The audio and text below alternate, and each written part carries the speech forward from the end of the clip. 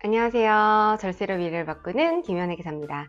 오늘은 구매 대행업 세금에 대해서 한번 알아보도록 하겠습니다. 요즘은 이제 해외에서 물건을 들여오는 것이 굉장히 편리해진 시대가 되었죠. 그래서 구매 대행업이라고 하면 해외에서 물건을 사다가 그거를 통관 절차를 거쳐서 국내에 들여와서 국내 소비자에게 전달하는 그런 업종을 이제 구매 대행업이라고 합니다. 제가 지금 말씀드리는 구매 대행업은 첫 번째로 사업자분의 명의로 통관 절차를 거쳐서는 안 됩니다.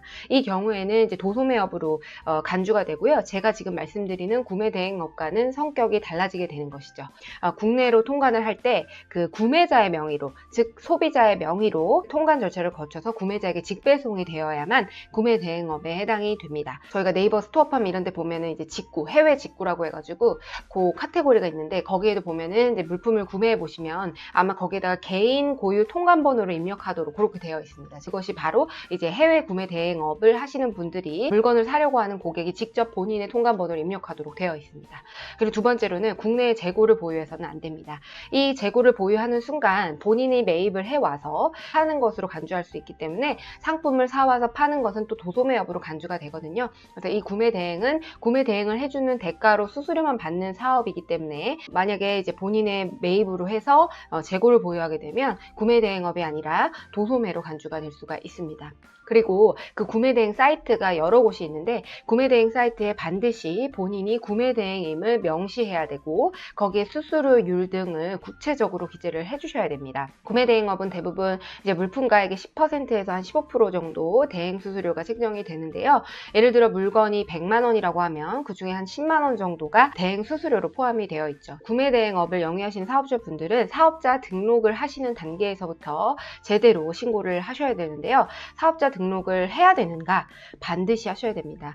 사업자 등록은 계속적, 반복적 어떤 행위를 하게 되면 그것은 사업으로 간주가 되고요. 사업자 등록 의무가 부가세법상 발생하게 됩니다. 따라서 구매 대행을 계속적으로 운영함에도 불구하고 사업자 등록을 하지 않아도 되는 것이 아니냐라고 말씀을 하시는데 블로그나 특히나 SNS 같은 SNS를 통해서 판매하시는 분들은 사업자 등록을 하지 않아도 된다고 생각하시는 분들이 있어요. 그렇지만 계속적이고 반복적으로 그 행위가 이루어지면 사업으로 간주가 되고 사업자 등록을 안 하면 미등록 가산세에 더불어서 매입을 했던 기존 매입세 공제라든지 신고와 납부불성실 가산세가 더해져서 매입세 공제도 받지 못하고 이런 여러 가지 제재가 있을 수가 있습니다. 사업자 등록을 안 하고 판매를 하시다가 나중에 세무서에서 소명 요구를 받으시는 경우가 굉장히 많기 때문에 이 점에 유의하셔야 될 것 같습니다. 사업자 등록을 하실 때도 반드시 업종 코드를 확인하셔서 도소매업이 아니라 서비스업으로 분류해서 등록을 하셔야 되고요. 일반적으로 해외 구매 대행업의 경우에는 그 업종 코드가 749609번이 바로 해외 구매 대행업 코드입니다.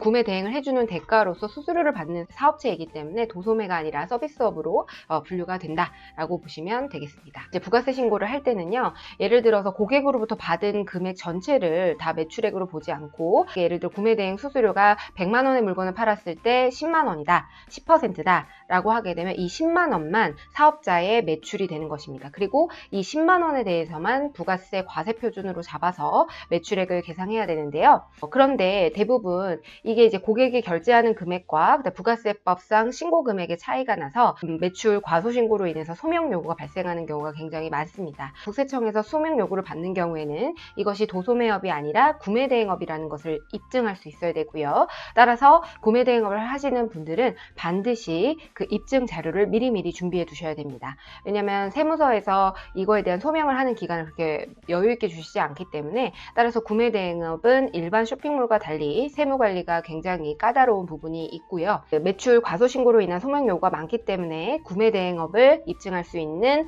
서류를 준비해 두셔야 된다.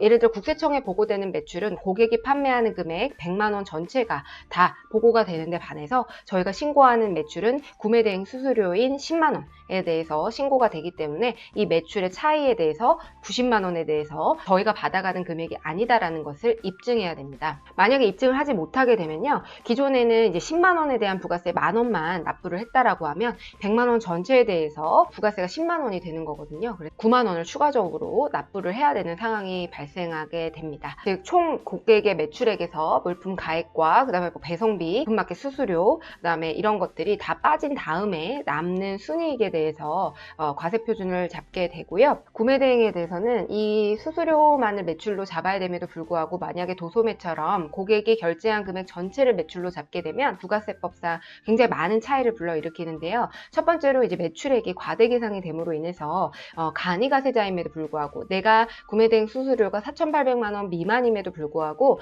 이게 이제 도소매로 되게 되면 거의 10배 가까이 뛰기 때문에 4억 8천이 돼서 일반 과세자로 전환이 돼버릴 수 있고요. 그리고 이제 매출액에 따라서 종합소득세 신고를 할 때도 단순 경비율 대상자와 기준 경비율 대상자를 나누는 기준이 매출액이기 때문에 이 매출액이 과대 계상돼 도소매로 간주가 돼서 과대 계상되지 않도록 하는 것이 해외 구매 대행 시 세금 폭탄을 맞지 않는 길이라고 보시면 되겠습니다. 네, 지금까지 해외 구매 대행업 세금에 대해서 알아봤고요. 디자인텍스와 함께 하시려면 다음에 연락처로 연락을 주시면 감사하겠습니다. 지금까지 김희연의 기사였습니다. 감사합니다.